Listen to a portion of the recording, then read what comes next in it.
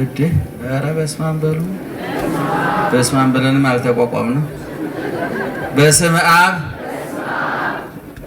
ወወልድ ወመንፈስ ቅዱስ አሐዱ አምላክ አሜን። ክቡራን የአድባራት አስተዳዳሪዎች፣ ሰንበት ተማሪዎች እግዚአብሔርን ብላችሁ ይቅርታውን ቸርነቱን አምናችሁ ከቅድስት ድንግል እናቱና ከቅዱሳን ባለሟሎቹ የሚገኘውን ጥበቃና ምልጃ ተስፋ አድርጋችሁ ከተለያየ ቦታ ከተለያየ ሁኔታ ጊዜያችሁን ሰጥታችሁ ጉዳዮቻችሁን ሰርዛችሁ ከስጋችን ይልቅ የነፍሳችን ጉዳይ ይበልጣል፣ ከጊዜው ይልቅ የዘላለሙ ይበልጣል፣ ከምድራዊ ሐሳብ ይልቅ ሰማያዊው ሐሳብ ይበልጣል ብላችሁ በዚህ ቦታ የተገኛችሁ ወገኖቻችን በእግዚአብሔር ስም እንዴት ዋላችሁ? እንዴት ዋላችሁ? እንዴት ከረማችሁ? በየጊዜው በየቦታው በየምክንያቱ መስማት በምንችለው ልክ የሚነግረን መኖር በምንችለው መጠን የሚያስተምረን የምስጢርና የጥበብ ባለቤት ራሱ ምስጢርና ጥበብ የሆነ አምላካችንም አባታችንም እግዚአብሔር አንተ ዝም በል እንጂ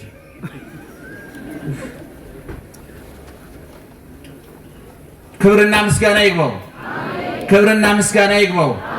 እናንተ የምትሰሙት እኛም የምንናገረው አይንሳችሁ እግዚአብሔር ጆሮአችሁን ይክፈት፣ አንደበታችንንም ይፍታ። በመላ በግምት በሳይሆን አይቀርም በይመስለኛል የግል ሐሳባችንን እንዳናፈስባችሁ ጆሮአችሁን ይጠብቅ፣ አንደበታችንንም ይቆጣጠር እግዚአብሔር። እንግዲህ እጥር ምጥን ሰብሰብ አድርገን ጥቂት ነገር እንነግራችኋለን። ምስጢሩን ጥበቡን ይግለጥልን እግዚአብሔር። አዊነ ይታንክርዋ ለእንተ ትመጻእክሙ መከራ ከመዘነኪር ግብር ዘይከውን ብክሙ አላ መከራ ይእቲ። ወንድሞች ሆይ በእናንተ መካከል እንደ እሳት የሚፈትን እንደ እሳት የሚሆን መከራ ቢሆንባችሁ አዲስ ነገር እንደተደረገ አድርጋችሁ አታድንቁ። ባጭሩ መከራውን አታድንቁ ብለን መውሰድ እንችላለን። አብረን ብንለው እጅግ እደሰታለሁ። ወንድሞች ሆይ ወንድሞች ሆይ፣ ኧረ ድምፃችሁ አይመጥንም። ወንድሞች ሆይ ወንድሞች ሆይ መከራውን አታድንቁ። ምኑን ምን አታርጉ? እነማን? አሃዊነ ወንድሞች። ወንድሞች አንዱ ቃል፣ ሁለተኛው አታድንቁ ነው። ሶስተኛው እንዳይደነቅ የተደረገው ምንድነው? መከራ ነው። ይህ ቃል ታላቁ ሐዋርያ ቅዱስ ጴጥሮስ የተናገረው ቃል ነው። በአንደኛ ጴጥሮስ ምዕራፍ 4 ከቁጥር 12 ጀምሮ ያለ ቃል ነው። ቤታችሁ ገብታችሁ ብታነቡ ሙሉ ሐሳቡን፣ ሙሉ ምስጢሩን፣ ሙሉ ኃይለ ቃሉን ታገኙታላችሁ። እኔ ከዛ ቆንጥሬ ነው ያመጣሁት። በድጋሚ እግዚአብሔር ይግለጥልን። እንግዲህ መጽሐፍ ቅዱስ ያጻፈው ቅዱስ እግዚአብሔር ነው። የጻፉት ቅዱሳን ሰዎች ናቸው።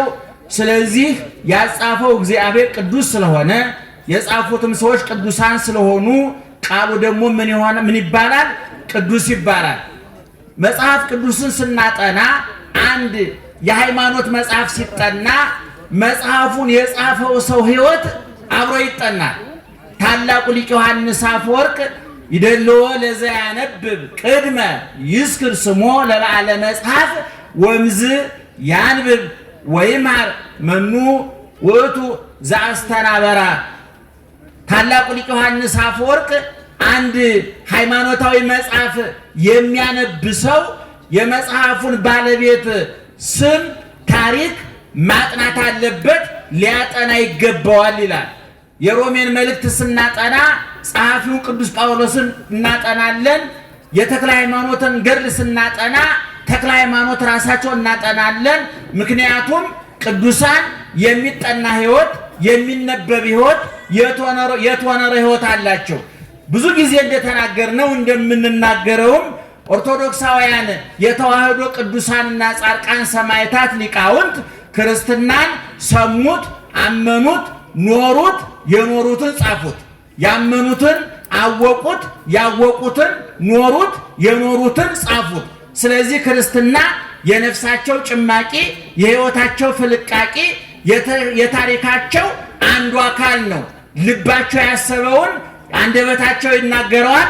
አንደበታቸው የተናገረውን ኑሯቸው፣ ሕይወታቸው ይኖረዋል። ምክንያቱም ኢየሱስ ክርስቶስ የቃልም የተግባርም መምህር ነው። ቅዱሳን ደግሞ የእሱ ተማሪዎች ናቸው። እንደምታውቁት ክርስትና ሲጠና በዋናነት የሚጠናው የክርስትና ውሃ ልክና መሰረት መደምደሚያና ጉልላት ኢየሱስ ክርስቶስ ነው።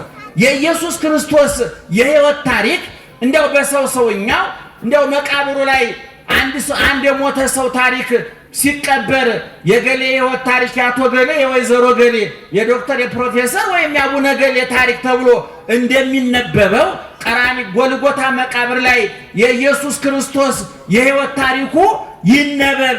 ከየት ተነስቶ በየት አልፎ የት ደርሶ ዛሬ ሞተ የሚለው ይታይ ቢባል አጭር፣ ግልጽ፣ ቀላል ታሪክ ነው። ከሰማይ ወረደ፣ ከድንግል ተወለደ፣ በበረት ተጣለ፣ በጨርቅ ተጠቀለለ፣ በዮሴፍ ቤት ለእናቱ ለድንግል ማርያም ለአሳዳጊ አባቱ ለዮሴፍ እየታዘዘ ኖረ። በ30 ዓመቱ በዮርዳኖስ ወንዝ በዮሐንስ እጅ ተጠመቀ። በቆሮንቶስ ምድረ በዳ 40 ቀን 40 ሌሊት ጾመ። ከዛ ወጥቶ 3 ዓመት ከ3 ወር 3 አይነት ስራ ሰራ። አንደኛ ትምህርት አስተማረ፣ ሁለተኛ ድንቅ ተአምር አደረገ፣ ሶስተኛ በጎ ነገር ሰራ ተብሎ ሊተረክ ይችላል። በዚህ ውስጥ ኢየሱስ ክርስቶስ እኛ የምናከናውናቸውን ማህበራዊ ጉዳዮች አከናውኗል። እኛ የምናከናውናቸው ማህበራዊ ጉዳዮች 3 ናቸው። ሰርግ እንጠራለን፣ ለቅሶ እንደርሳለን፣ በሽተኛ እንጠይቃለን። ይሄን ያላደረገ ሰው የአእምሮ ጤንነት ማህበራዊ ህይወቱ ብቻ ሳይሆን የአእምሮ ጤንነቱም አደጋ ላይ ወድቋል ማለት ነው። አንዳንድ ሰዎች ሰርግ ማለድም ለቅሶ ማለድም የሚለው በራቸውን የሚዘጉ ሰዎች አሉ። ሰርግ ሲሆን የማይመጡ ለቅሶም የማይመጡ እነዚህ ምናልባት የጊዜ ጉዳይ እንጂ ሊያብዱ ይችላሉ። ሰው ለቅሶ መሄድ አለበት፣ ሰርግ መሄድ አለበት። በሚለቀስበት ጊዜ ካላለቀሰ፣ በሚሳቅበት ጊዜ ካልሳቀ ከሐዘንና ከለቅሶ ውጭ ሶስተኛ ቦታ የለም። ሶስተኛው ቦታ እብደት ነውና ሊያብድ እያኮበኮ ነው ማለት ነው። እኔ እዚህ ውስጥ ያላችሁ ሴቶች ባሎቻችሁ ለቅሶ አንሄድም ካሏችሁ ተጠራጠሯቸው። አቋርጦ ሊያብዱ ይችላሉ። እውነቴን ነው የምላችሁ። ለቅሶ መሄድ አለበት። አንድ ሰው ለቅሶ አልሄድም የሚል ለምን እንደው የማይሄድ ለምን ቀብር ማለት ለምን እንኳን ገብቶ ቁጭ ማለት እኔ እሄዳለሁ የዚህ ንፎ ለምን እንደው የማትበለው ነገ አንተ ትቀበር የለ እንዴ? ነብሬው ሰርግ ማትሄደው ነገ ትድር የለ እንዴ? ባትድር እንኳን ተድር የለ እንዴ? ስለዚህ ኢየሱስ ክርስቶስ ይገርማቸዋል። በ3 ዓመት ከ3 ወር በእኛ መካከል ሲኖር እነዚህ ማህበራዊ ጉዳዮች ተወጥቷል። ሰርግ ቤት ተጠርቶ መጥቷል። እናቱ ተጠርታ መጣ ነበረ። ተማሪዎቹን አስከትሎ መጣ።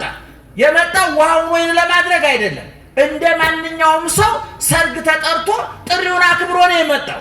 እግዚአብሔር ካልተጠራ አይመጣም፣ ከተጠራ አይቀርም። እግዚአብሔር ድንኳን ሰባሪ አይደለም፣ ሳይጠራ አይመጣም። ከተጠራ ግን ቦታ አይመርጥም። ሁልጊዜ እንደምለው ሰዎች ምድራውያኑ ባለስልጣኖች ሲጠሩ 3 ጥያቄ ያቀርባሉ። አንደኛ የምንጎበኘው ቦታ ለክብራችን ይመጥናል ወይ? ሁለተኛ ለደህንነታችን አስተማማኝ ነው ወይ? ሶስተኛ በጉብኝታችን ምን ውጤት እናመጣለን፣ ትርፉ ምንድን ነው ብሎ ይጠይቃሉ። እውነት ነው፣ መጠየቅ አለባቸው። ኢየሱስ ክርስቶስ ሲጠራ ለክብሬ ይመጥናል ወይ ብሎ አይጠይቅም። ከበረት የበለጠ ቆሻሻ ለክብር የማይመጥን ቦታ የለም። እዛ ቦታ ተወልዷል እግዚአብሔር። ለደህንነት አስተማማኝ ነው አይልም። ከመስቀል የበለጠ ለደህንነት አስጊ የመከራ ቦታ የለም። መስቀል ላይ ተገኝቷል እግዚአብሔር። የጉብኝቱ ውጤት ምንድን ነው ብሎ አይጠይቅም እግዚአብሔር። ሐሞት፣ ኮምጣጤ፣ ችንካርና ጅራፍ እንደሆነ ያውቀዋል። ነገር ግን ኢየሱስ ክርስቶስ ቅድም እንዳልኳቸው እኛ ባለፍንባቸው መንገዶች ሁሉ አልፏል። ምክንያቱም የኛ ጌታ የማያደርገውን አይናገርም። እንደምታውቁት ምድራውያን ባለስልጣኖች በተሽከርካሪ ወንበር በለስላሳ ምንጣፍ ቁጭ ብለው ሸካራ ትእዛዝ ይሰጣሉ። በተሽከርካሪ ወንበር ቁጭ ብለው የሚሽከረከር መመሪያ ይሰጣሉ። የማያደርጉትን ያሸክማሉ፣ የማይፈጽሙትን ያዛሉ። የኛ ጌታ ግን እግዚአብሔር ተዋጊ ነው፣ ስሙም እግዚአብሔር ነው። እግዚአብሔር ከሰማይ ወረደ፣ ከድንግል ተወለደ እና ገብርኤልን ሚካኤልን ሂዱ አድኗቸው አላለም። እነ ኢሳያስ እነ ኤርምያስን ተሰቀሉላቸው አላለም። አድርጉ ነው ያለው። እየሰማችሁ ነው? አድርጉ ነው ያለው። ፈጽሙ ነው ያለው እና ሐዋርያትም ቅድም እንደተናገርኩት በዚሁ መንገድ ነው ያለፉት። እንደ ፈጣሪያቸው ናቸው። ተመሰሉ ኪያየ በከመ አነ እትሜሰሎ ለክርስቶስ። ሐዋርያው ቅዱስ ጳውሎስ በአንደኛ ቆሮንቶስ ምዕራፍ 11 ላይ እኔ በሉ እስኪ ጮክ ብላችሁ እስኪ ኧረ ጮክ ብላችሁ ክርስቶስን እንደመሰልኩ እናንተም እኔን ምሰሉ። እሱ ማንን ይመስላል? ማንን ይመስላል? እኛ ደግሞ ማንን እንደምንመስል ታዝለናል። ክርስቶስን በምን አቅም ነው የምትመስለው? አልሰማችሁኝ?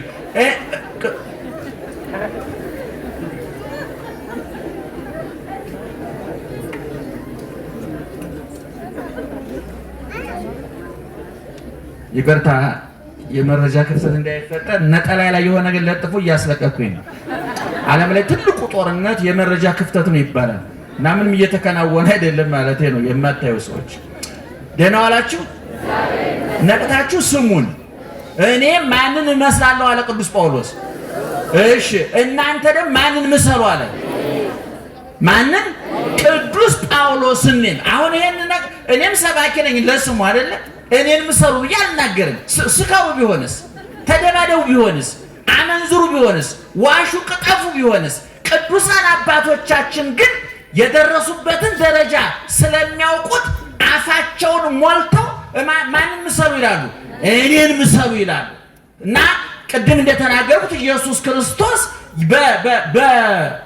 ከተወለደበት እስከሚያርግበት ጊዜ ድረስ ያለው የሕይወት ታሪኩ እዚህ ቦታ በላ፣ ጠጣ፣ ተደሰተ፣ ተዝናና ተብሎ አልተጻፈለትም። ምናልባት ለባህሪው አይስማማውን ብቻ ብለን የምናልፈው አይደለም። ነገር ግን የትም ቦታ እንዲያውም ታላቁ ሊቅ ዮሐንስ አፈወርቅ መነኮሳት አባቶቻችን ሲያስተምር ምናል ኦ መነኮስ ባይቴ ሰማይከ ከመሳሐቀ ክርስቶስ፣ አንተ መነኮስ ክርስቶስ በቀራንዮ ላይ ራሱ ላይ የደፋውን የሾህ ምሳሌ የሆነውን ቆብ የደፋ የለበሰውን ቀሚስ የለበስ የተገረፈውን ግርፋት የምታስታውሰን አንተ መነኩሴ መነኮስ አሰምተህ የምትስቀው ክርስቶስ ሳቀ ተብሎ ተጽፏል ይላል። ኢየሱስ ክርስቶስ ተደሰተ ተብሎ ተጽፏል። እኛ በሚገባን ቋንቋ፣ እኛ በምንረዳው ቋንቋ። አለቀሰ ተብሎ ግን በስፋት 3 ጊዜ ተጽፏል። ኢየሱስ ክርስቶስ 3 4 ወር በማርያም ከጀርባ ነው እናንተን አይደለም። ደህና ዋላችሁ? እነ ኢዮቤ ሲያስተምሩ ቢወራም ችግር የለም። እነ ኢዮቤ ትዕግስተኛ ናቸው፣ ታውቋቸዋላችሁ። እኔ ግን ትዕግስት የሚባል አልፈጠረብኝ። እነ ትዕግስት ይባሉ ሰዎች ነው የማውቀው፣ ትዕግስት የለኝም። በጣም ብዙ ችግር አለ እና ባይወራ በጣም ነው ደስ የሚል። የዓይነ ስውራን ደግሞ ይገርማቸዋል። ጆሮአችን ከዲሽ ጣራችሁ ከሰቀላችሁ ዲሽ የኛ ጆሮ ይበልጣል። ከርቀት ነው የሚስበው። ምክንያቱም አይናችን አልወሰደም፣ እዚህ ላይ ነው ደብል አድርጎ የሰጠና እናንተ የማሰሙት ሁሉ እኛን ሰማዋል። ይገርማቸዋል። ደህና ዋላችሁ? እና ልነግራችሁ የፈለኩት ምንድን ነው? ክርስትና በመከራ ውስጥ ያለፈ ሃይማኖት ነው። ክርስትና እንደምታውቁት ክርስቶስ ከሚለው ውድ ስም የተፈለቀቀ ነው። የወርቅ ፍልቃቄ ምንድን ነው? ወርቅ ነው አይደለም? ክርስትና የተፈለቀቀው ክርስቶስ ከተባለው ወርቅ ስም ነው እና ክርስትና ከክርስቶስ ከተወሰደ ክርስቶስ ክርስትናውን እንዴት አድርጎ እንደመሰረተው ማየት ያስፈልጋል። ቅድም እንደተናገርኩት በበረት ተወለደ፣ በጨርቅ ተጠቀለለ፣ ተሰደደ፣ ተራበ፣ ተጠማ፣ ተሰደበ፣ ተሰቀለ፣ ተቸነከረ፣ ተገረፈ፣ በጥፊ ተመታ፣ ምራቅ ተተፋበት፣ ሐሞት ኮምጣጤ ጠጣ፣ የሸዋል ተደፋበት፣ ተጠማሁ እያለ ሞተ፣ ተገነዘ፣ ተቀበረ፣ ተነሳ፣ አረገ። ዳግመኛ መልሶ ምን ይሆናል? ይመጣል። አሁን በዚህ ታሪክ ውስጥ ነው። በዚህ ታሪክ ውስጥ ብርን፣ ወርቅን፣ መብልን፣ መጠጥን፣ ሹመትን፣ ቅንጦትን፣ ተድላን፣ ደስታን የሚመለከት ነገር ጠቅሰናል። በዚህ ውስጥ አልጠቀስም። ስለዚህ ቅዱስ ጴጥሮስ እየነገረን ያለው ምንድን ነው? አኀዊነ ኢታንክርዋ ለእንተ ትመጽአክሙ መከራ ከመ ዘነኪር ግብር ዘይከውን ብክሙ። ወንድሞች ሆይ መከራ ሲደርስባችሁ አታርንቁ። መከራው በእናንተ የተጀመረ አይደለም። ከእናንተ በፊት ክርስትናውን የመሰረተው ክርስቶስ እጸድቅ ኃይል ጻድቅ፣ እቀደስ ኃይል ቅዱስ፣ እሾም ኃይል ሹም ሁሉ ሞልቶ የተረፈው ጌታችን እሱ በበረት ከመወለድ ጀምሮ በባዶ መቃብር እስከ መቀበር ድረስ መከራ ተቀብሏል። ስለዚህ እናንተ የሚደርስባችሁን መከራ አታርንቁት፣ ከመከራው ይልቅ ውጤቱን አድንቁ አለ። ደህና ዋላችሁ። እመቤታችን ታውቃላችሁ ጸሎት አላት በሉቃስ ወንጌል ውስጥ። ቅዱስ ሉቃስ እመቤታችን የዘመረችውን መዝሙር የዘመረችውን ዝማሬ የብሉይ ኪዳን ዕውቀቷን በደንብ አድርጎ ጽፎላታል። በሉቃስ ወንጌል ምዕራፍ 1 ቁጥር 37 ጀምሮ ስታነቡ በዚህ ውስጥ ምንድነው ማርያምን ማለች ብለን ምንድነው የምንለው? ነፍሴ እግዚአብሔርን ምን ታደርገዋለች? ታከብረዋለች። ቀጥሎስ መንፈሴም በአምላኬና በመድኃኒቴ ምን ታደርጋለች? ሐሴት ታደርጋለች። ተፈስሐ ደስ ተሰኘ፣ ተሐሴ ደስ ተሰኘ። በግዕዝ ሐሴት ማለት ይሄ በልቶ ጠጥቶ ለብሶ ተሹሞ ተሽሮ ተኝቶ ተነስቶ የሚገኘው ደስታ አይደለም። የኛ ደስታ ታውቁታላችሁ። ቀን ምሳ በልተን ደስ ይለናል። ከአንድ ከሁለት ሰዓት በኋላ ወዳችን ባዶ ቀርቶ ሐዘን ያመጣል። የዚህ ዓለም መጠጡ፣ ምግቡ፣ ሹመቱ፣ ሽልማቱ ሁሉም ነገር ያልፋል። አይተነዋል። እውነቱን ለመናገር ዛሬ እንዝናና ብላችሁ ወደ አንድ ቦታ ብትሄዱ ያንን ቦታ እስከምታዩ ድረስ ትቸኩላላችሁ። ካያችሁት በኋላ ግን ትሰለቹታላችሁ። ምክንያቱም መዝናናት ማለት አዲስ ነገር ማድረግ ማለት ሳይሆን አንድን ነገር መቀየር ማለት ነው። ለምሳሌ አንድ አውሮፕላን አብራሪ ፓይለት ለመዝናናት ምንድነው የሚያደርገው? ወይ ባጃጅ ይነዳል ወይ ጋሪ ይነዳል። ሌላ ምን ታምር እኮ የለው። ዘወትር ዝታችሁ ያለው ትልቅ ሆቴል አለ አይደል? እዛ ውስጥ የሚሰራ ሰራተኛ ለመዝናናት እኮ እዛ ይመጣል። ሌላ ቦታ ነው የሚሄደው። ሁልጊዜ መዝናናት እኛ ማርነቅ ስለምንወድ መጨነቅ ስለምንወድ እንጂ አዲስ ነገር የለው። ስለዚህ ኢየሱስ ክርስቶስ የነገረን ምንድን ነው? እናንተ ለመከራ የተዘጋጃችሁ ሁኑ። ሐዋርያትንም ሲልካቸው በማቴዎስ ወንጌል ምዕራፍ 10 ሙሉ ታሪክ ውስጥ ተመለከቱ። ወጸውዖሙ ለአሰርቶ ክሌቱ ሐዋርያት ይልና 12ቱን ሐዋርያት ጠራቸው ይላል። ጠርቶ ወሀቦሙ መንፈሰ ስልጣን ሰጣቸው። ዲበ መናፍስት ርኩሳን አጋንንት ርኩሳን መናፍስትን ያስወጡ ዘንድ ሙት አስነሱ፣ ድውይ ፈውሱ፣ ለምጽ አንጹ፣ ዓይን አብሩ ብሎ ሹመት ሰጣቸውና ቁጥር 16 ላይ መብታቸውን ዘርዝሮ ከጨረሰ በኋላ የማቴዎስ ወንጌል ምዕራፍ 10 ቁጥር ከ1 እስከ 16 እያልኳችሁ ነው። ታሪካት መብታቸውን ስልጣናቸውን ማድረግ የሚችሉትን ነገር ሁሉ ነገራቸውና ቁጥር 16 ላይ ምን አለ? ወናሁ እፌነወክሙ ከመ አባግዕ ማእከለ ተኩላት፣ በበጎች መካከል እንደ ተኩላ በበጎች መካከል እልካችኋለሁ። ተኩላ አለ፣ እናንተ በጎች ናችሁ ብሎ ነገራቸው ኢየሱስ ክርስቶስ። ይሄ ራሱ ያሳለፈው ሕይወት ነው። ቅድም እንደተናገርኩት በበረት ተወለደ፣ በጨርቅ ተጠቀለለ፣ ራበው፣ ጠማው፣ ተሰደደ፣ መከራ ተቀበለ። ለሐዋርያት ያዘዛቸው በእሱ ያልሆነውን ነገር አይደለም፣ እሱ ያለፈበትን ነው። እና ቅዱስ ጴጥሮስም ለምእመናኑ ለክርስቲያኖቹ የሚነግራቸው ወንድሞች ሆይ ፈተና ይመጣል፣ እንደ እሳት ወርቅ በእሳት እንዲፈተን እንዲነጥር እናንተንም የሚያነጥራችሁ የሚያጠራችሁ የሚያሳምራችሁ ከክርስቶስ ከሐዋርያት ጋር አንድ የሚያደርጋችሁ ለሰማያዊ ሹመትና መንግስት የሚያዘጋጃችሁ መከራ በመካከላችሁ ይሆናል። ነገር ግን መከራውን በማድነቅ በመሰቀቅ አትሽሹ፣ መከራውን ተጋፈጡት ነው ያለው። እንግዲህ ዛሬ ታውቃላችሁ ብዙ ክርስቲያን የሚያየው ጎረቤቱን፣ የሚያየው ጓደኛውን፣ የሚያየው የተገነቡትን ፎቆች፣ የሚያየው የእሱ ጎረቤት የሚነዳውን መኪና፣ የለበሰውን ሱፍ፣ የሚዝናናበትን ቦታ፣ ስለዛ ነው መረጃ የሚሰበስበው። አሁን እዚህ ውስጥ ያለን ክርስቲያኖች እንደው በጣም ይቅርታ ይደረግልኝና ስለ አሜሪካ ካለን መረጃና ስለ መንግስተ ሰማያት ካለን መረጃ የትኛው ይበልጣል? እስኪ ንገሩት ለማለት እናንተ ብቻ ቋላችሁ እኛም መነኮሳቱ ጳጳሳቱ ሁሉ ስለ ገነት ከሰበሰቡን መረጃ ይልቅ ስለና ዋሽንግተን የሰበሰቡን መረጃ ይበልጥ። ሁላችንም ለኔ ቀለጠው እናንተ ብቻ እኮ አይደላችሁ። ነገር ግን ክርስቲያኖች መረጃ መሰብሰብ ያለባቸው ስለማን ነው?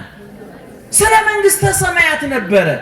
መንግስተ ሰማያት ምን አይነት እንደሆነች እኮ በዮሐንስ ራእይ ምዕራፍ 21 ሙሉ ታሪኳ ተጽፏል። የከተማ ውበት ዛሬ ጎግል ብታደርጉ አንድ ዩቲዩብ ውስጥ ብትገቡ ስለ አሜሪካ ከተሞች፣ ስለ አውሮፓ ከተሞች፣ ስለ ጥራታቸው፣ ስለ ውበታቸው፣ ስለ መዝናኛቸው፣ ስለ ተሟላላቸው የኑሮ መለኪያ መመዘኛ ብዙ መረጃ ይሰጣል። ስለ ቻይና ከተሞች ብዙ መረጃ ይሰጣል። መጽሐፍ ቅዱስ ግን የሚነግረን ስለ መንግስተ ሰማያት። በዚህ በዮሐንስ ራእይ ምዕራፍ 21 ላይ ስትመለከቱ ወንጌላዊ ዮሐንስ የመልአክ አስጎብኝ ተሰጥቶት፣ አስጎብኚው ልብ አድርጉ መልአክ ነው። ዛሬ አክሱም ስትሄዱ፣ ላሊበላ ስትሄዱ፣ አንዳንድ ትልልቅ የታሪክ ቦታዎች ስትሄዱ አስጎብኚዎች ይመደቡላቸዋል። አንዳንዱ አስጎብኝ ከእናንተ የተሻለ መረጃ የሌለው ትዝ ያለውን የሚያወራል። አንዳንድ ጊዜ ትዝ ምን ያላነበበ ስለሚያስጎበኘው ምንም መረጃ የሌለው አይን ስላለው ብቻ። አንዳንድ ጊዜ በቴሌ ኳስ ስትከታተሉ እነዚህ በሬዲዮ ኳስ የሚያስተላልፉ ሰዎች አሉ። አንዳንዶቹ አይን ስላላቸው ብቻ ነው ኳስ የሚያስተላልፉት። ምንም እውቀት የላቸው ያስታውቃሉ።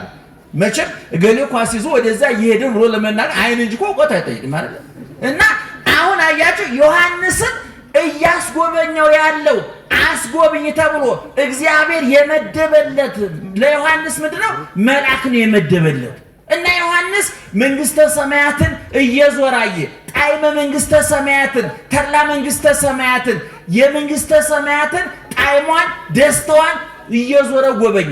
ወዳው ከዛ አውጥቶ ደግሞ ገሃነመ እሳትን እያዞረ አስጎበኘው መልአኩ።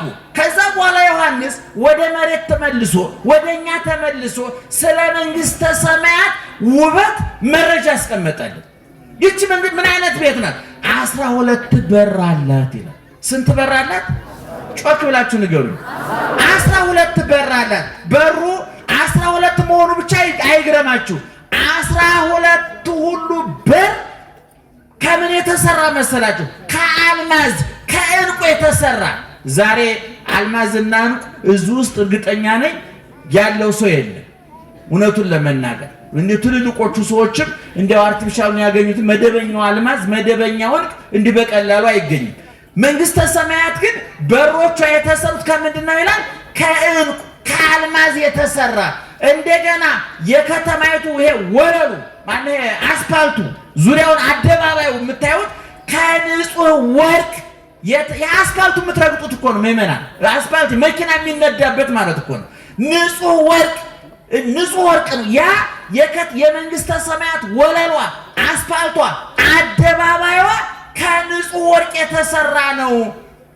ሶስተኛ መንግስተ ሰማያት እያርም ፀሐይኪ ወይጸልም ወርቂ ብሎ በኢሳይያስ እንደተናገረ ፀሐይ ጨረቃ የሌሉባት፣ ክረምት በጋ የማይፈራረቅባት፣ ቀን ሌሊት የሌለባት ወይትፈቅድ ፀሐየ ወወርሃ ከመ ያብርሁ ላቲ ፀሐይና ጨረቃ ያበሩላት ዘንድ የማትሻ።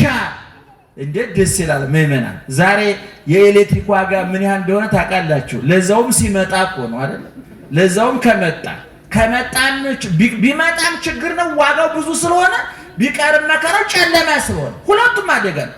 ውሃውን ታውቃላችሁ? ቢመጣ የደፈረሰ ውሃ ነው፣ ቢቀርም እንደው ቧንቧው ራሱ ውሃ ጠምቶ ደርቋል። ይገርማቸዋል። ታውቁታላችሁ በየቤቱ እንደው ኢትዮጵያውያን እንደው በሳይንስ መመዘኛ እኔ አንዳንድ ጊዜ ሳይንስ ስላመጋገብ የጻፈውን ስናነብ እንደው በእውነት የኢትዮጵያ ሕዝብ ቫይታሚን እግዚአብሔር ራሱ በእንቅልፍ ልቡ እያዋጠው የሚኖር እንጂ እንዳመጋገባችሁ የለንም። እኔ ሳይንሱ መረጃ በነገራችን ላይ መመላ ስለማታገኙት ምግብ መረጃ ሰብስቡ። የብደት ዋዜማ ይሄ ነው። ስጋ ፕሮቲን አለ ብለን መሰብሰብ ያለብህ እኪስ የስጋ መግዣ መሆኑን አረጋግጠን። አዛኝን ማርያም ነው የምላችሁ። ወተት መግዛት ካልቻል ወተት ካልሸመሩ ምን አገባ ቢኖር ባይኖር እማታገኘው የብደት ዋዜማ ማለት የማያገኙትን ነገር መመኘት። እየሰማችሁ ነው? እኔ አንድ ሰው ጤነኛ ሆኖ መኖር ከፈለገ 3 ነገር ማድረግ አለበት። አንደኛ በሌለው ነገር እቅድ አለመውጣት። ብዙ ሰው ክርስቲያኖች ገደል የሚገቡት በሌላቸው ነገር በጀት ይመድባሉ። በቃ በዚህ ወር መኪና ገዛለሁ። ሰውየው እኮ እንኳን መኪና ጫማ መግዣ እኮ የለው።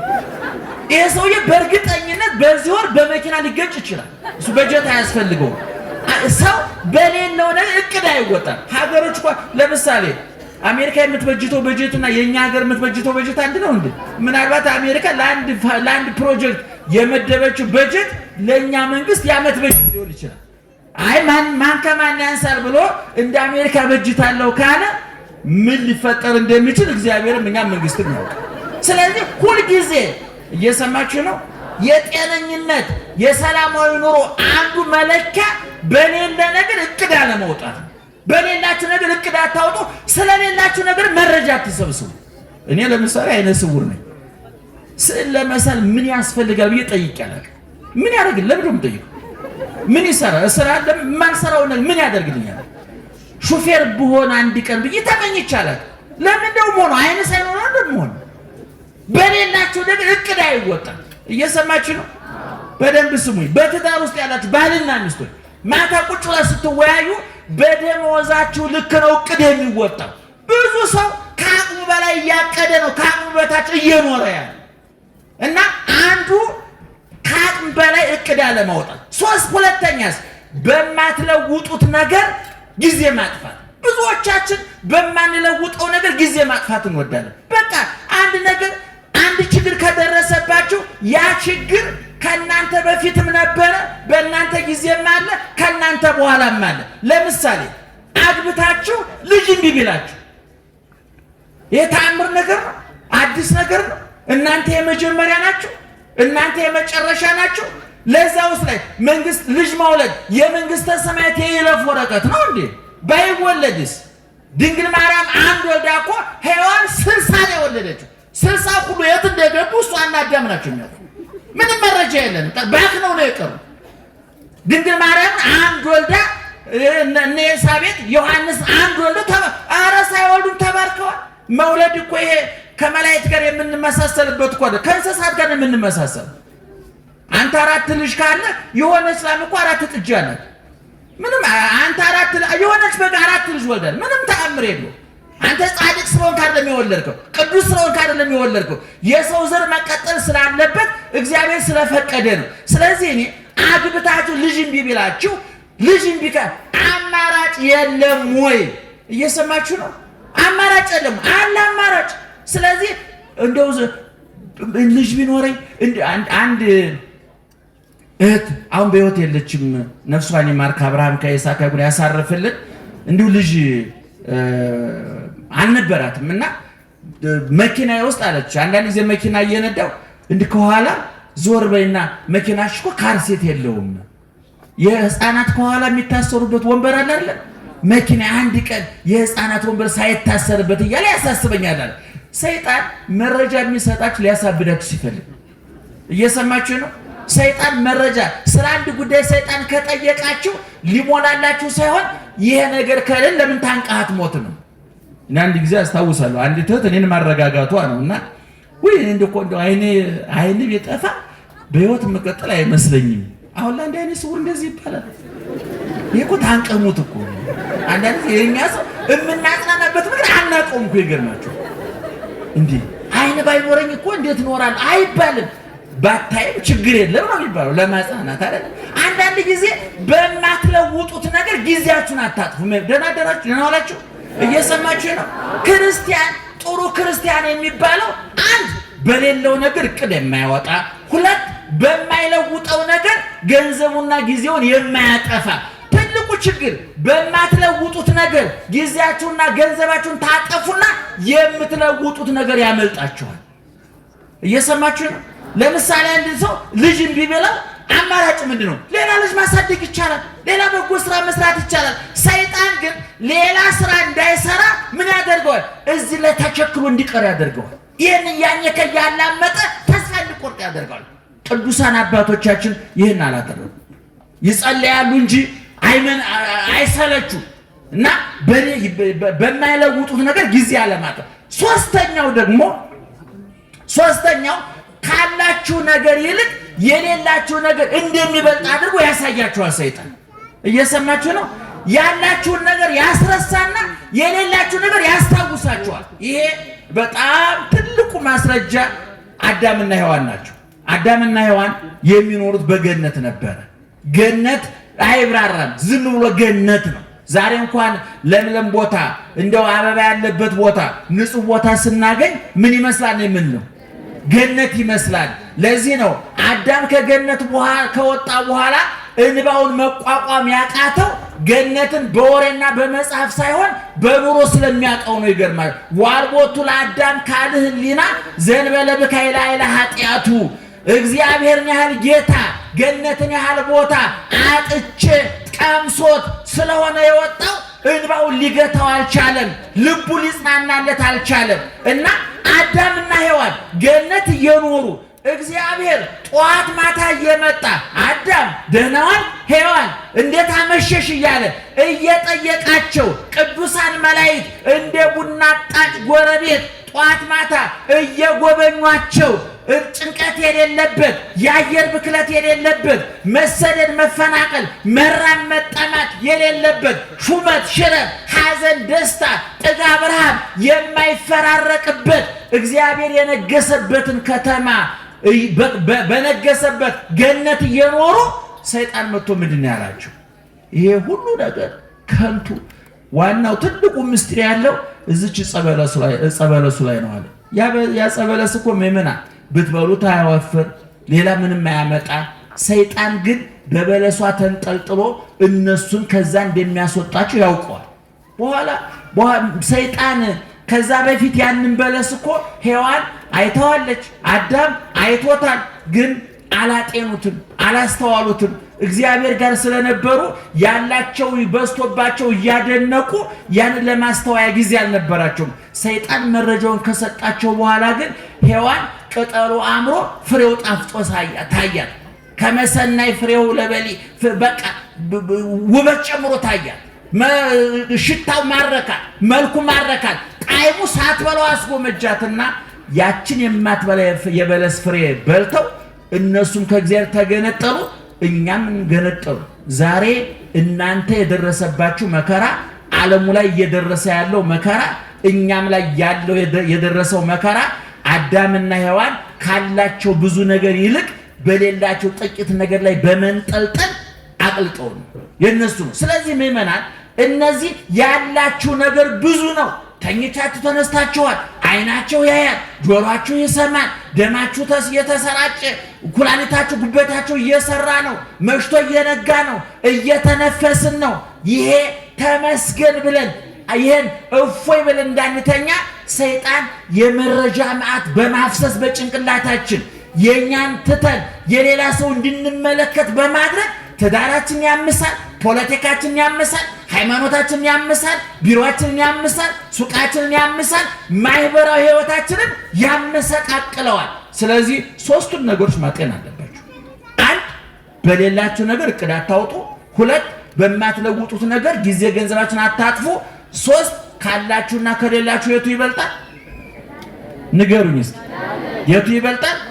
ያላችሁ ይበልጣል። ስለዚህ ዮሐንስ መንግስተ ሰማያትን እየዞረ መጥቶ ሲጽፍልን መንግስተ ሰማያት አንድ ክረምትና በጋ ሌሊትና ቀን የማይፈራረቅባት፣ ሁለት 12 በር ያላት 12 ሁሉ በሮቿ ከዕንቁ ከአልማዝ የተሰሩ 3 ወለሉ፣ ሜዳው፣ አስፋልቱ፣ አደባባዩ ከንጹህ ወርቅ የተሰራ 4ኛ ፀሐይ፣ ጨረቃ፣ ከዋክብት የማይፈራረቁባት እግዚአብሔር ወቱ ብርሃና የከተማይቱ ብርሃን ማን ነው ይላል ዮሐንስ? ራሱ እግዚአብሔር ነው። የብርሃን ምንጭ የኃይል ምንጭ ፀሐይ፣ ጨረቃ፣ ከዋክብት ናቸው። ወይም ደግሞ ከውሃ ከነፋስ የሚገኝ ኤሌክትሪክ ነው። በመንግስተ ሰማያት ግን በቀን ፀሐይ፣ በሌሊት ፀሐይ፣ ጨረቃ፣ ኩራዝ፣ ሻማ፣ አምፖል የሚባል ነገር የለም። ክረምትና በጋ፣ ሌሊትና ቀን፣ ሐዘንና ደስታ የለም። በከተማይቱ ሹመት፣ ሽረት፣ የበላይ የበታች፣ ገዥ ተገዥ፣ ሰጭና ነሺ የለም። ሰጭና ተቀባይ የለም። ፖሊስ የለ ሌባ፣ ዶክተር የለ በሽተኛ፣ አዛዥ የለ ታዛዥ፣ ሁሉ እኩል ሆኖ ክርስቶስን መስሎ የሚኖርባት ከተማ ናት። እዛ ነው የምንገባው ምእመናን። ይሄን ነው ማድነቅ። ቅዱሳን እየነደዱ እየታረዱ እየተገፈፉ እየተገረፉ እሳቱን፣ ስለቱን፣ ስደቱን፣ ረሃቡን፣ ጥሙን አያደንቁም። የሚያደንቁት ምንድን ነው? ኋላ የሚገቡበትን ቦታ። ሐዋርያው ቅዱስ ጳውሎስ በዚህ በሮሜ 8:18 ላይ በጣም ይገርመኛል። ወገኖቼ ዛሬ የምንቀበለው መከራ ኋላ ከምናገኘው ክብር ጋር ሲመጣጠን ምንም እንዳልሆነ አስባለኋል። ለዛውም እኮ እኛ መከራ እኮ አልተቀበልንም። ታውቁታላችሁ አይደለ? የኛ መከራ ከኛ ውስጥ የሚመጣ ነው። ከፍላጎታችን ከምኞታችን የሚመጣ ነው። ካለመደማመጥ የሚመጣ ነው። ካለመግባባት የሚመጣ ነው። እነ ቅዱስ ጳውሎስ በሁለተኛ ቆሮንቶስ ምዕራፍ 11 ላይ እኮ የደረሰበትን መከራ እኮ ተናግሮታል እኮ። ይገርማቸዋል። በቀን በሌሊት በበጋ በክረምት በባይስ በባህር በየብስ ባመነው በካደው በዘመዱ በባይዱ እንከራተታለሁ። በባህር ላይ መርከቤ ማዕበል ሞገድ እየናጣት ካሁን ሰጠምን እያል ከመከራ ተርፈናል። አይሁድ 5 ጊዜ 40 ሊሞላ 1 ሲቀረው 40 ሊሞላ 1 ሲቀረው 5 ጊዜ ገረፉኝ፣ በድንጋይ ወገሩኝ። ይሄ ሁሉ ነገር አይገርመኝም። እኔ ቀን ከሌሊት ቀን በውኔ ሌሊት በህልሜ የሚያናጉዘኝ እረፍት የሚነሳኝ የአብያተ ክርስቲያናት ጉዳይ ነው አለ። ስለዚህ ምእመናን ቅዱስ ጴጥሮስ ያለን ምንድን ነው? የሚመጣባችሁን መከራ ምን አትበሉት? ምን አትበሉት? አታድንቁት። ከመከራው ይልቅ ምኑን አድንቁት ይላል? ውጤቱን አድንቁት። በነገራችን ላይ በጎበዝ ተማሪና በሰነፍ ተማሪ መካከል ያለው ልዩነት ምንድነው ታውቃላችሁ? ሰነፍ ተማሪ ፈተና ያደንቃል። ሰነፍ ተማሪ ፈተና እንደሚወርቅ ስለሚያውቀው አስቀድሞ ምን ይላል? ቲቸር አይወዱኝም፣ ያላስተማሩትን የሚፈትኑት እና አይነ ውሃቸው እኔን አይወደኝም። ስለዚህ አሁን አስቀድሞ እንደሚወርቅ ስለሚያውቀው የሚወርቅበትን ቦታ እየጎዘጎዘ ፈተናው ከባድ ነው፣ ትምህርቱ ከባድ ነው። ቲቸር ቅድም እንዳልኳችሁ ነው። ወንበሩ አይመቸኝም፣ ተማሪው ብዙ ነው ክፍል ውስጥ፣ ተማሪዎች ይመቀኙኛል፣ ተማሪዎች ራሱ አይተኙልኝም። ተማሪዎች ወረስተው ለጥ ብለው ተኝተው እያጠኑ እኮ ነው የራሳቸው ነው። ሰነፍ ተማሪ ፈተና ያደንቃል። ጀግና ተማሪ ግን ስለ መምህሩ አያወሳም፣ ስለ ክላሱ አያወሳም፣ ስለ ተማሪዎቹ አያወሳም፣ ስለ ትምህርቱ ክብደትና ቅለት አይናገርም። ጸጥ ብሎ ትምህርቱን ያጠናል። በፈተና ጊዜ ውጤቱን ያየዋል። ቅዱሳን ሐዋርያት ፈተና አድናቂ አይደሉም፣ ችግር አድናቂ አይደሉም፣ ረሃብ አድናቂ አይደሉም፣ ጥም አድናቂ አይደሉም፣ ስደት አድናቂ አይደሉም፣ ሰይፉን ስለቱን አድናቂ አይደሉም። የሚያደንቁት የተከፈለላቸውን ዋጋ ነው።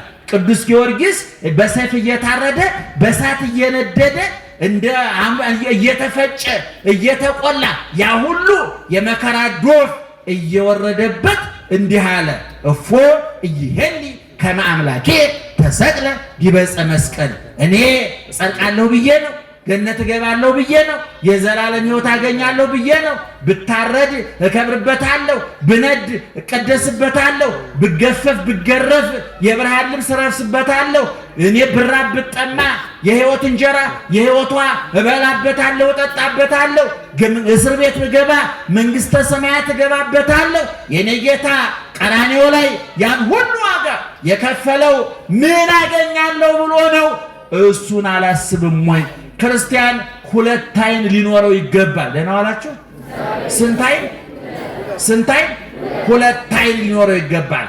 አንዱ ቀራንዮ ላይ በመስቀል የተሰቀለውን ጌታ በቁስሉ ውስጥ ከነ ፍቅሩ የሚያይ ሁለተኛው ዓይን ወደ ሰማይ ወጥቶ ክርስቶስን በአባቱ ቀኝ በዙፋኑ በጌትነቱ ከነ ክብሩ የሚያይ ስለዚህ በቀራንዮ ፍቅሩ እየጸና በሰማያዊ ክብሩ እየቀና መከራውን ተቋቁሞ ይኖራል። በሐዋርያት ሥራ ምዕራፍ 7 ላይ እስጢፋኖስ በድንጋይ እየተወገረ የድንጋይ ቁልል እየተቆለለበት አጥንቱ እየተሰባበረ ደሙ እየተንዠቀዠቀ ስጋው እየተቦጫጨቀ ቆዳው እየተሸነታተረ ምን አለ? አባት ሆይ ጌታዬ አለ ወይ ትረሲቦሙ ጌጋዬ እስጢፋኖስን በድንጋይ ወገሩ ብለህ ዕዳ በደል አታድርግባቸው አለ። አንድ ዓይኑ የት ነበር ማለት ነው? ቀራንዮ ላይ ምን ሲባል ሰምቷል? አባት ሆይ የሚያደርጉትን አያውቁምና ምን በላቸው አለ? ይቅር በላቸው አለ። እስጢፋኖስ በድንጋይ እየተወገረ ዓይኑ ቀራንዮ ነበር ማለት ነው። አንድ ዓይኑ ደግሞ በሰማይ ነበረ። ኢየሱስ ክርስቶስን በሰማያዊ ክብሩ በአብ ቀኝ ተቀምጦ አየው ይላል። ስለዚህ እስጢፋኖስ ስንት ዓይን ነበረ? አንድ ዓይኑ ቀራንዮ፣ አንድ ዓይኑ መንግሥተ ሰማያት። የኛ አንድ ዓይናችን ቴሌቪዥን ላይ ነው፣ ሌላው ዓይናችን ደግሞ ወደ ቦታ ነው። ታውቁታላችሁ። ስለ ጎረቤት መረጃ በመሰብሰብ የባከን ሰዎች ብዙ ሰው አበሻ ስለ ጎረቤት መረጃ በመሰብሰብ ጊዜውን የሚያጠፋ ጎረቤት ዶሮ እንደታረዱ መረጃ ይሰበሰብ እኮ አበሻ በግ ታረደ፣ ዶሮ ታረደ፣ እንዲያደ ሶፋ ቀየሩ፣ መጋረጃ ቀየሩ፣ መስኮት የማይረባ መረጃ ሲሰበስብ አብዶ ቀውሶ ቅድም ነግሬያቸዋል። ስለሌለው ነገር መረጃ የሚሰበስብ አብዶ ቀውሶ ይቀራል። እኛ መረጃ እንዲኖር የታዘዝነው ስለማን ነው? ስለ መንግሥተ ሰማያት። ወናሁ እዜነወክሙ ሐዲሰ ዜና፣ አዲስ ዜና እነግራቸዋለሁ ተብሎ እንደተነገረ አዲሱ ዜና የመንግሥተ ሰማያት ጉዳይ ነው። መንግሥተ ሰማያት ስንት በር አላት ብያቸዋለሁ? 12 በር። በሮቹ ከምን የተሰሩ ናቸው? ከአልማዝ ከዕንቁ። የከተማዋ አደባባይዋ ከምን የተሰራ ነው? ከንጹህ ወርቅ። ከተማዋ ፀሐይ፣ ጨረቃ፣ ከዋክብት አሉባት የሉባትም? ክረምትና በጋ አለ የለም? ሌሊትና ቀን አለ የለም? ሐዘንና ደስታ አለ የለም? የሚሾም የሚሻር አለ የለም? ሰጭና ተቀባይ አለ የለም? በሽተኛና ዶክተር አለ የለም? ነፃ ከተማ በ12 ሁሉ የመንግሥተ ሰማያት በር ላይ ደግሞ የነማን ስም ተጽፏል መሰላችሁ? የሐዋርያት ስም ተጽፏል። የጴጥሮስ በር። አንዳንድ ሰዎች በቅዱሳን ስም ለምን ቤተክርስቲያን ሰራችሁ ብሎ ሲበሳጩ ሰማለሁ። መቼም አንዳንድ ሰው የራሱ ስንፍና ሳያንሰው በሰው ይመቀኛል። በጣም ይገርመኛል። አንዳንድ ጊዜ ባለው ከመጽናናት ይልቅ በሰው የሚቀና እና እንደው በተክለ ሃይማኖት በጴጥሮስ በጳውሎስ ስም ቤተክርስቲያን ትሰራላችሁ ኢየሱስ ተረሳ የሚያሉ የሚያላዝኑ ሰዎች አሉ። እነሱ ራሳቸው ረስተውት እኮ እሱ እየፈለጋቸው ነው። ይገርማቸው እና ነገር ግን መንግሥተ ሰማያት ስንገባ በ12 ሁሉ በር ላይ የተጻፈው የማን ስም ነው? ጮክ ብላችሁ ነገሩ። የማን ስም ነው የተጻፈው? የኢየሱስ ስም ነው? የክርስቶስ ስም ነው? የሥላሴ ስም ነው? ለምን ተቀንጭቦ በር ላይ ይጻፍበታል? ኢየሱስ ስም ልባቸው ውስጥ ተጽፏል እኮ። ሁሉ የሱ አይደለም፣ ለምን ይቀነስበታል? ኢየሱስ ክርስቶስ እኮ በጣም ነው የሚገርመኝ። ወዳጆቹን አክባሪ፣ ትንሽ የደከሙለትን ብዙ የሚያከብር። እኔ የወይን ግንድ ነኝ፣ እናንተ ምን ናችሁ አለ? ምንድን ናችሁ አለ? ቅርንጫፎች። መንግሥተ ሰማያት ነያ ማእከሌክሙ፣ መንግሥተ ሰማያት በመካከላችሁ ናት አለ። ክርስቶስ ራሱ መንግሥተ ሰማያት ተብሎ ተጽፏል። ይገርማችሁ፣ መንግሥተ ሰማያት ይባላል። መገለጡ ወነዋ ይሰማያ መንግሥተ ሰማያት ለአስተርእዮቱ ማእከለ ፍቁራኒሁ፣ በወዳጆቹ መካከል መገለጡን መንግሥተ ሰማያት ብሎ ይጠራዋል ሊቁ ሲተረጉም። ስለዚህ የገነት በር ላይ የተጻፈው የማን ስም ነው? የሐዋርያት። እዛ ውስጥ ደግሞ እነማን ይገባሉ? እናንተ ትገባላችሁ፣ እኛ እንገባለን። ዛሬ ቤት ላይኖራችሁ ይችላል። ዛሬ ጥሩ ምግብ ላይኖራችሁ ይችላል። ዛሬ ንጹህ ልብስ ላይኖራችሁ ይችላል። ዛሬ ምኝታችሁ ሸካራ ጎርባጣ ሊሆን ይችላል። ዛሬ ምሳ በልታችሁ ለራታችሁ እርግጠኛ ላትሆኑ ትችላላችሁ። ዛሬ ገንዘብ፣ ዘመድ፣ ጤና ፊቱን አዞርባችሁ ሊሆን ይችላል። ኋላ ግን በእግዚአብሔር መንግሥት እዛ የምንሾመው የምንነግሰው የንጉሡ አልጋ ወራሾች እኛ ነን። እኛ የማን ልጆች ነን? የክርስቶስ። የክርስቶስ መንግስት የሚወርሱ እነማን ናቸው? እኛ እዛ እንገባል። ስለዚህ ወገኖቼ በማማረር በማጉረምረም ጊዜያችሁን አታባክኑ። ችግራችሁን በመቁጠር ጊዜያችሁን አታባክኑ። በሽታችሁን በመቁጠር ጊዜያችሁን አታባክኑ። ያቆሰሏችሁን በመቁጠር ጊዜያችሁን አታባክኑ። የቆሰለላችሁን አስቡት።